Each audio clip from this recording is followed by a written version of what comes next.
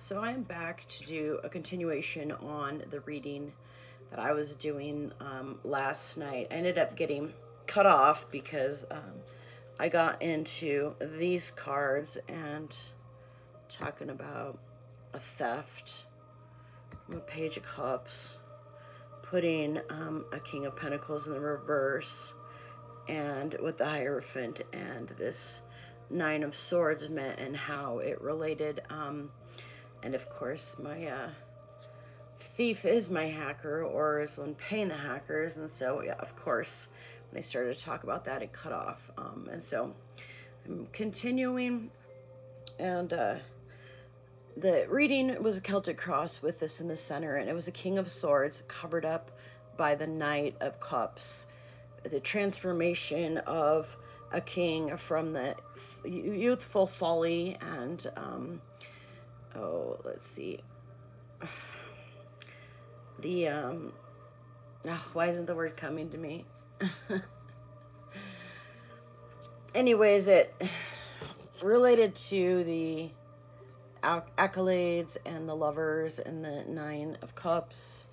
But when the Ace of Cups and the purity of it happens and is brought into place, the King of Swords emerges. And so I feel like part of the message from last night, basically, as to us holding back the Ten of Cups, is, and the evolution of the King of Swords was basically, which the bottom of the deck was death in the reverse, the closing out of old cycles and the moving forward. Part of the problem and what has delayed the growth of both the Emperor and the Empress as well. And so I've got the star here. I kept the star. You'd have to just watch the other video to see the part one. But part of what has delayed that movement, forward movement for both of them, and all that could be and is meant to be becoming, is, you know, the fact that they'd have really been kept separate. And I feel like this Page of Cups has a lot to do with it. And I don't actually use this tarot of sexual magic. So when I was looking for cards to further clarify what was going on here, I decided to use it. And also, like, I've always noticed it picks up kind of a lot of karmic energy. Hopefully I don't have too many issues with, because it's a tarot sexual magic. So there's a lot of you know, nudity and whatnot. And so I may not like pick up the cards so much and put them in front of the screen just because of that. So that, you know, I mean, my stuff's censored anyways, and only if you watch it, but so it doesn't, you know, put out further flags for, you know, the bots and having issues with that uploading and whatever. But I actually, like, you know, I started to look up and read a lot of these out of the actual manual, and I feel like there's some extremely relevant information. So when I was thinking about what was going on with this Page of Cups in the reverse, the Wheel of Fortune in the reverse, and the King of Pentacles in the reverse, you know, I thought at first it looked like sort of like a lockup or an imprisonment type situation. But since the Hierophant was there rather than the Justice or the Judgment card, I kind of started to feel like it was something else. And this did kind of seem to clarify the story, all these cards here. But basically with the King of Pentacles in the reverse, kind of being like drug into something and actually like being involved in something that had to do with misdirected and misplaced funds. With the Wheel of Fortune in the reverse, keeping the star from shining and the Empress from joining her Emperor. You know, there was some theft and some crafty, pre-planned, premeditated sort of scheming and works from a Page of Cups who ended up being the partner and the false twin flame.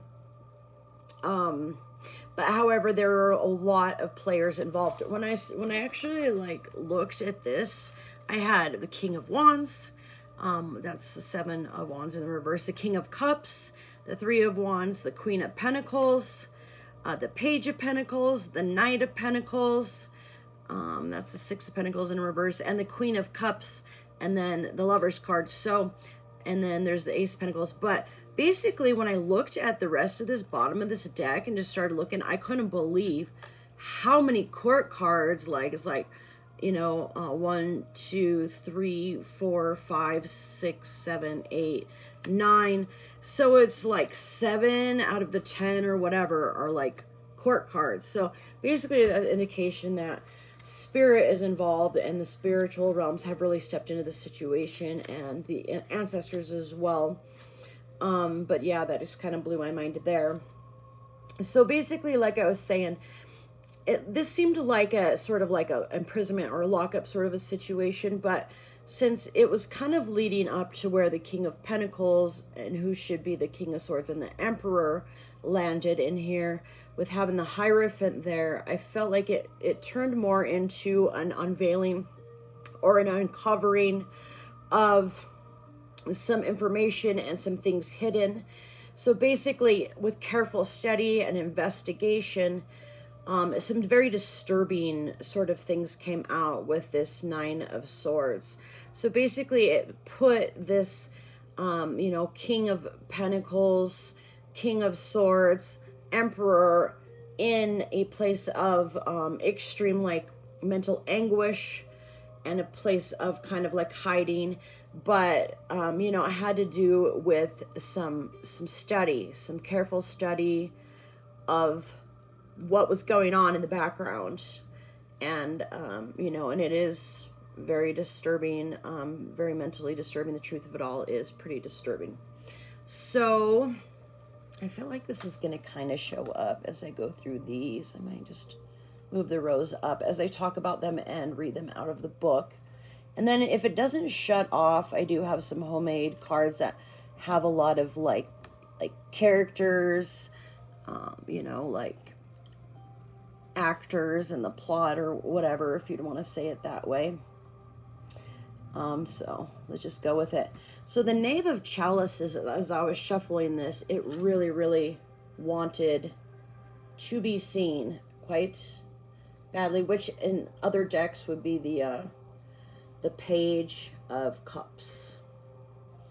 And I feel like, you know, relationships of different sorts, but definitely some like intimate relationships or some sexually charged relationships have played a big part in trying to prevent this Star and the Emperor from joining together.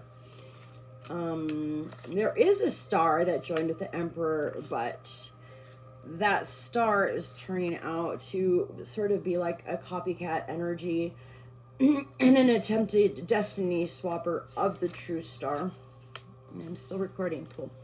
So Knave of Chalices, basically jealousy, the magic of the ink. Doubts are slinking along in the distance. You must find a way to communicate and meet in spite of considerable distance. So basically that was like the original intended plan of the universe, or you know, just divine purpose, divine destiny, is for these two lovers that are about as far apart as two could be on the globe to come together and join in divine union. However, their jealousy, with it being jealousy, somebody actually got into somebody's Akashic records and saw the destiny of the true divine feminine, the true twin flame, and decided that they wanted that life plan for themselves, and got involved in some destiny swapping that they had to actually bring in a lot of other characters, and some of them have a lot of influence and the ability to get into the matrix or the, you know, the system to manipulate in that realm. So after the Knave of Chalices, and concerning the thwarted union of the divines and the blocking of communication, the blocking of their union, there's the Tower in reverse. And so in this booklet, it says betrayal. Betrayal, a doll. a dangerous situation, betrayal, deception, or imminent breakup. Protect yourself from this threat by using your own resources. So with it being in the reverse, I feel like resources were used actually to cause further manipulation in the situation and divert funds to continue to create this illusion and this false narrative and this false plot and things going in the wrong direction for the Emperor, King of Swords, King of Pentacles. And so then the Ace of Pentacles is also in the reverse here. And in this booklet, it says gratification, the magic of 3 candles. A complete and gratifying relationship unites mind, flesh, and spirit. Love is rooted in the intimacy that follows intercourse. So I feel like basically their magic of 3 candles, there were 3 females involved in doing, you know, a magical spell work. And it causes the Emperor, the King of Swords, to seem gratified, and that love, and that it was true love, and that intimacy followed the intercourse, when in fact that isn't the actual truth of things. It was all kind of an illusion and a plot and some crafty spell work to keep the Emperor under a spell. So then the King of Chalices is here in the upright, and it says satisfaction, the magic of spiced tea. A transparent and harmonious relationship must be fueled by surprises, awe, and constant bantering. So I feel like, you know, just continuing on with the story and the just manipulation and the spell work. It says the magic of spiced tea. So I feel like definitely there was some magic done through drinks and tea in particular to cause the king to be satisfied, the King of Cups to be satisfied, and to work more in that King of Cup energy rather than the King of Sword energy and the King of Pentacles in reverse energy. So in the way the illusion and things appeared is that the harmonious relationships were transparent. However, that it's sort of like a false narrative and not necessarily so. So the Ace of Swords in the reverse, is it coming? Yeah, it kind of completely confirms the whole thing, as in like basically eyes being closed off to what actual reality and the truth of things is, and you know, people seeing sort of like a false narrative, a false front. It's interesting because I've got like some of my, I don't want to adjust my thing at all right now, but I've got some of my sewing scraps here, as well as some, you know, jewelry. And so basically, there's some, you know, some shell beads, as well as this necklace I just made from a found bead that's very like astral and space-like. So I feel like as far as elements, there's definitely some water elements and some oceanic, land and sky, earth. So I feel like it's combining earth with air energy, as well as a whole lot of like water energy in the mix. Anyways, I just noticed those to the side, so I thought I'd show them and bring them up, because I feel like design definitely has a part to play in all of this. Some inventive fashion designers, and then as well as some basically ones that kind of steal and take what's other people's work and have it mass produced, and that was kind of part of the whole like scheme of things. So second row, I start out with the Two of Pentacles, and we know that's change. It looks like a new connection here, a new union. She's actually dressed in this, which the females aren't always dressed in these decks. And he's sort of like dressed in, I don't know, a white shirt, and she's in sort of a formal gown. So I feel like that this almost looks like an engagement party, or, you know, some sort of a party that would involve others, as they've got clothes on. And so I'm thinking of like a new union and a new marriage. But in this book, it says embarrassment, the magic of verbena. Embarrassment, uncertainty, unease, and the fear of getting involved must be overcome. And so verbena is a lemon smelling, a citrus smelling plant. And again, like I feel like that relates in the way of somebody that like wears citrus or possibly uses citrus or is around citrus, or maybe like an orchard, like an orchard involving citrus or whatever. But as just a side thought, the ultimate thing is that this union and this change ended up causing a lot of embarrassment. And it says the fear of getting involved must be overcome. And so I feel like that didn't happen. The fear of the Emperor, the King of Swords, actually doing what his heart was calling him to do and what he felt was really like the right decision, deep down what he really wanted to do, that fear wasn't overcome. And so it resulted in embarrassment. And so I've got the wheel in reverse here, and the wheel in reverse is change. So rather than facing the fears and changing the setting and changing the situation, basically what was in place, what was available, what was easier, what was put in place, what was recommended by others seemed to be like really what came about. And there, I feel like there's definitely some like there's, you know, there's a few different females here, but there was like family issues involved in the whole thing, the wheel. So the seduction of the mirror. So basically, rather than seeing or being with the true twin flame, the twin flame's image was seduced and was manipulated. Destiny to be seized, or old desires and feelings undergoing transformation. So that didn't happen. By observing, you understand where and how to change your strategy. So there wasn't honest observation, or the opportunity for honest observation, for things to be seen the way that they really are. Rather, like I said, the mirror, the twin flame, the divine feminine's image was manipulated, and, you know, even the image taken on by that false twin, that false flame. Knight of Chalices, and it's modesty and the magic of the red candle. Again, we've got candle magic involved, in somebody that is involved in candle magic.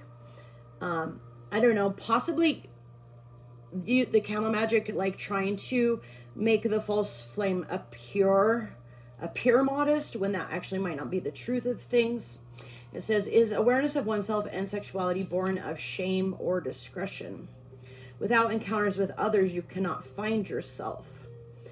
So, yeah, basically the storyline is that the King of Swords, the Emperor, didn't evolve, or is in the process of evolving, because he needs to find himself with the right encounters, with the correct encounters, but is awareness of oneself and sexuality born of shame or discretion. So I feel like there's definitely like past traumatic issues involved on both sides, both the divine masculine, both the divine feminine, and some of those things, and even possibly players involved, parental figures involved, basically being able to use those wounds to manipulate their own outcomes and their own situations. Man, I just like, what are those lemon cookies with powdered sugar on them? I don't know. I love them. I've made spritz cookies, but they have a specific name. And I can't think of what it is, but I haven't had them in forever, but it's like I had my mouth water for some of those right now. It's interesting. I sometimes pick up on, like, I feel like smells of people that are trying to get into my energy, like of what they're eating, like fried chicken sometimes, even though I don't eat that. But I just had that craving for those like lemon shortbread, like spritz-like cookies that have powdered sugar. So I don't know how that's involved. Tea and crumpets, or like, I don't know if it's significant to what I was just talking about. So now we've got temperance. I'm still recording. Cool. Temperance. So I'm still like my mouth is like watering for those cookies right now. And I love them personally, but it's just weird that it just came up out of nowhere when I was talking about the Knight of Chalices and that situation there. Wow. Okay, temperance. So temperance, discontent, filter of love, Friendly but cool relations to be warmed up with the magic of plants. The filter of love sparks a slumbering desire and restores harmony to the relationship. So again, we have like, you know, kitchen witchery and plants being used to manipulate the Emperor, the King of Swords.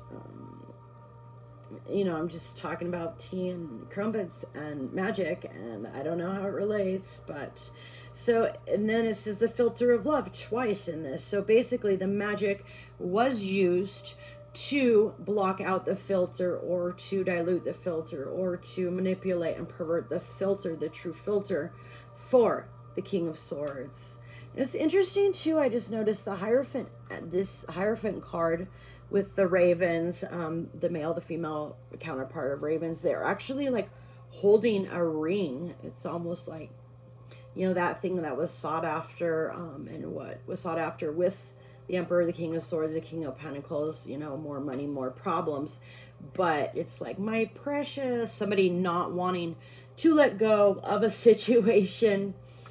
Wow, I am hitting something right now. I know that I am, in a big way. But so Divine Masculine's filter was messed with. And then I've got 9 of Pentacles in the reverse here, and it was because of money, motivation. 9 of Pentacles in the reverse. In this booklet, 9 of Pentacles is dominion, the magic of the lock of hair. Oh, wow. And it's in the reverse. So there's definitely hair magic done to the Divine Feminine, and some of the Divine Feminine's hair and clothing used to, you know, cause destruction against her, to keep her in financial turmoil and financially unable to step forward to be all that she is and is meant to be, but also to cause like distress and trauma, and then also to try to create a destiny swap where a different female, possibly a sister somehow, is how the story goes, but is able to take on that energy, mask that energy, use the creativity of the Divine Feminine for her benefit, to try to keep the Emperor, the King of Swords, the King of Pentacles like locked in. Reserve the discretion. Reserve and discretion bear secret, wild, and powerful loves in which two people nourish each other. So with that being in the reverse, that is exactly what is not happening. There's no reservation. There's no discretion. It's all kind of a false illusion. And, you know, although it is attempted to be secret, it is coming out. Powerful loves in which two people nourish each other. So that actually is not the reality of things, and it is not what is happening. However, hair magic was used to use the hair of the one that actually is meant to be with the Divine Masculine, and I'm going to have to hurry so I get through all these, to again mask a situation and keep the wrong female in place for money, so that people can bank and benefit financially from the situation. 6 of Pentacles in the reverse. Boredom, the magic of the cut apple. There are loves of the past and loves of the future. There is only one love today, and it must not be neglected. With that being in the reverse, that's exactly what happened. The Divine Masculine's divine counterpart, the true Divine Feminine, the true twin flame, was neglected. And since he couldn't be with his one and only true love, and that is actually what brings him from the Knight of Cups to the King of Swords, is by having his divine counterpart on his side, on his right hand. And so that's where, again, the magic came in. And so basically he is bored because he's not with the one that he is truly meant to be with, and thereby causes a lot more situations to come up, dissatisfaction, puts him in a place where he's been endangered and has been due to a lot of sexual encounters. Moving on, the 3 of Swords. I hope I don't get cut off and I can get through this. 3 of Swords, pinching, the magic of fire and salt. More magic. It's all magic in this one anyways. You call attention to, and it's probably why I always got like karmic energy like from this deck. You must call attention to disagreements and incompatibilities before finding the courage to end a relationship that is now empty. So this is all about, and look, he's got his harp here. This is all about things being ended that need to be ended, cycles being closed that need to be closed, and there's a like motherly figure in the background watching and looking into things. Very relevant. Six of Wands. Touching, the magic of the hare and dove. Growing closer, growing apart, diluting, confirming. Every game of pleasure must end and doubts must be dispelled. I feel like the dove is very significant as far as like astral projection and, you know, reaching the divine feminine in her sleep. Magic of the hare to cause sort of like a rabbit mating sort of a thing. But it's diluted and it's being confirmed. Basically those that were forced together are growing apart, and those that they tried to force apart will grow together, and the doubts are dispelled and it is ending. And we've got the moon in reverse right after that, so the illusions being broken. The moon in the reverse. Where are you, moon? There you are.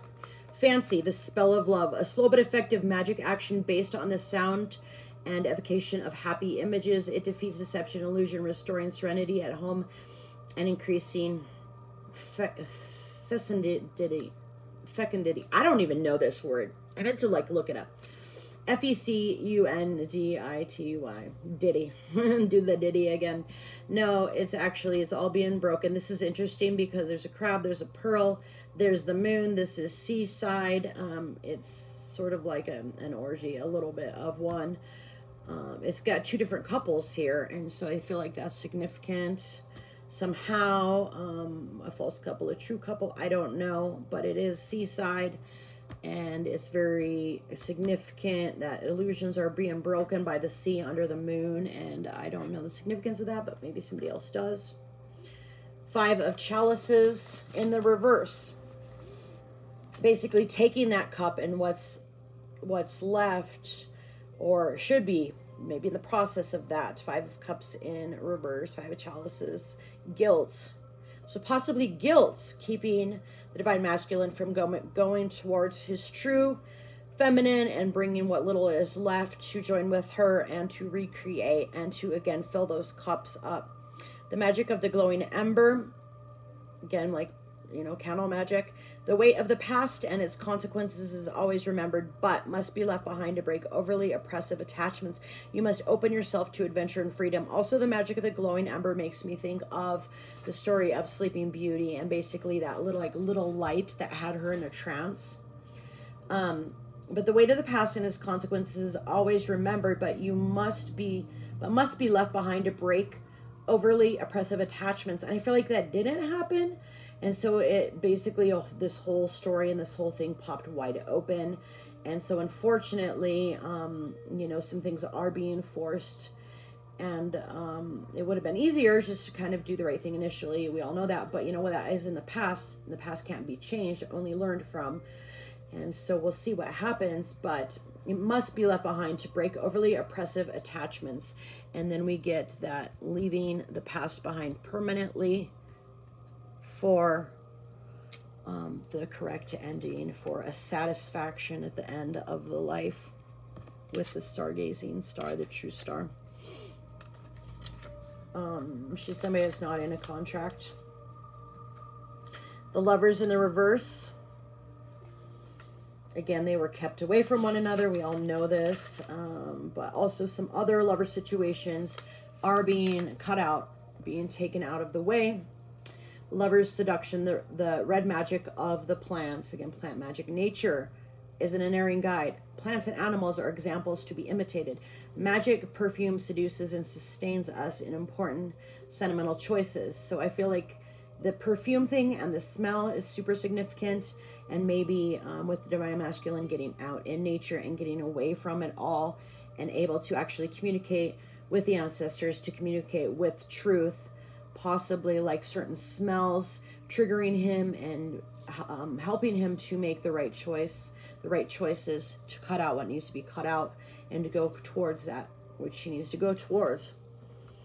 And then I've got Justice. Beautiful. And also the Devil in reverse as the very last card. So Justice along with the Devil in reverse. Recompense. Word of the day. Justice. Meeting. And this is in the upright. I'm glad.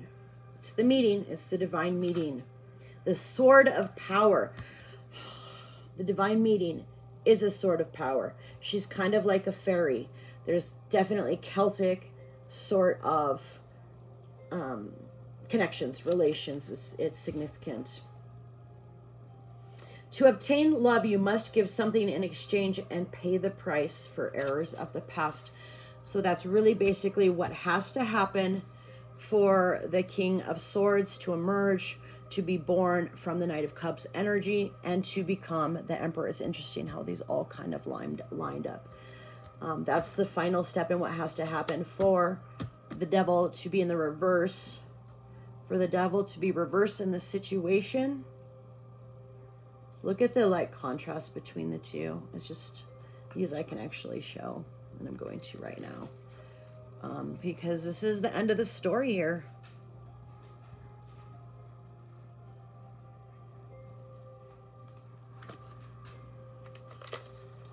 Also maybe somebody that is perceived as a devil, not really looking like so much of a devil, but maybe possibly some fake religious figures actually being seen for what they truly are by their true intentions and involvement in the situation being seen. So the Devil, magnetism, liberating orgy in the reverse. Not liberating, not satisfying. Eros is a grand force that when deviated becomes dangerous. It risks deception, betrayal, or blackmail. All of that being overcome right now. And which one is the word that I needed to look up? It's under the moon, so I'm going to actually like bookmark that. And I'm going to go on with, since I'm still recording, I'm going to pull a few more cards. I haven't pulled from the Enchanted Blossoms for a while, but I pulled that out, and now I feel like I know why, having read the descriptions. Basically, there's a lot of plant magic, and I feel like these can be there can be a lot of clues in this deck concerning location, and, you know, people involved in the situation, as it brings out, like, regions often and properties of these plants. So take a few Enchanted Blossoms and see what comes out here. Innocence. I'm seeing innocence right now. I feel like, and it's a daisy and a peacock. And I feel like somebody, it's trying to fall down. Somebody that actually, like, you know, is a peacock, has peacock energy, possibly not so abundant, not so innocent. And we got luck. Bells of Ireland here. The fairy, the Celt, the druid, the dragon. It's good. Luck energy for that. And she brings divine inspiration. I'm not even shuffling this, but let me go ahead and... I just saw bravery too. I should have grabbed it. See what